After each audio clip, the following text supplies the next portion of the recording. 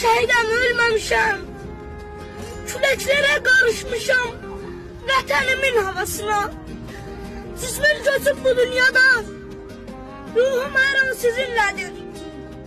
Şirin bir xəyala dönüb, kim məni arzulasa, tez gəlirəm yuxusuna. Mən şəhidəm, ölməmişəm. Şeirlərdə, qəzəllərdə yaşayıram. Resimlerde, filmlerde, eserlerde yaşayıram.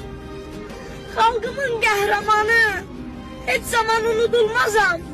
Könüllerde yaşayıram. Ben şəhidəm, ölməmişəm.